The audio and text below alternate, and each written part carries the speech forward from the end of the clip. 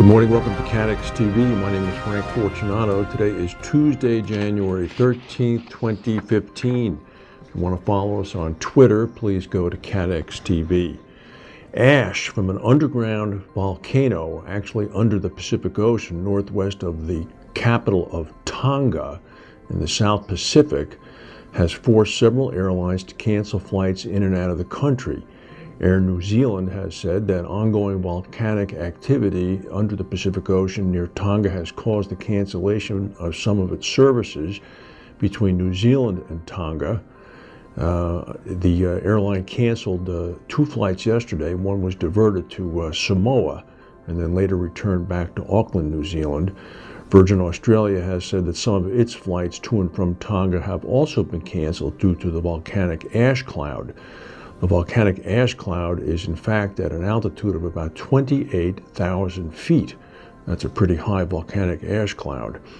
The last couple of days, the trade winds have sort of backed off apparently, and it has become unstable according to the Geological and Nuclear Science Institute in New Zealand.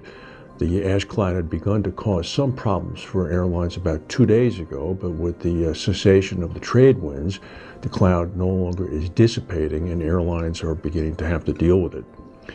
In France, a massive hunt is underway for as many as 6 accomplices to the people that were involved in the shootings at Charlie Hebdo and also at the kosher delicatessen. The French police are looking for owners of a Mini Cooper registered to the widow of the individual who assaulted the kosher grocery store on Friday. Some 10,000 troops have been deployed throughout France to protect sensitive sites, especially Jewish synagogues and Jewish community centers. Meanwhile, also in Europe, an anti-Islamic reaction has begun. Some 25,000 Germans marched in Dresden yesterday in an anti-Islam protest, and a number of other sporadic incidents have occurred throughout the continent. In reinsurance, Brian Seacrest, the head of catastrophe reinsurance at Partner Re, is leaving the company to take up a position at Lloyd's. He's going to be relocating to London from Zurich, where he's currently based. It's understood that he's going to be getting a job in the Performance Management Directorate at Lloyd's, the corporation unit run by Tom Bolt that oversees underwriting and claims.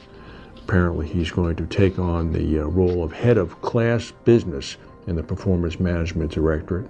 He's going to be reporting to Teresa Freilich, who heads up underwriting performance. The second black box for the Air Asia passenger jet that crashed on its way to Singapore has finally been retrieved.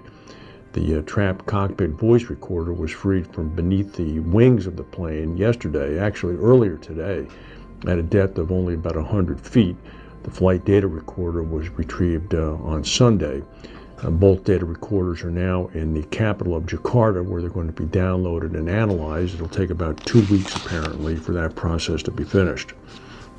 Yesterday in Washington, D.C., the underground subway system known as the Metro experienced an accident in which a woman died and 2 people were critically injured after smoke filled the subway car. This all occurred in the L'Enfant Plaza station, not too far from Capitol Hill. Apparently, there was an electrical fire that occurred regarding arcing and the third rail ahead of the train that, in fact, was the train that the passengers who died and were injured were sitting on. The train did not derail.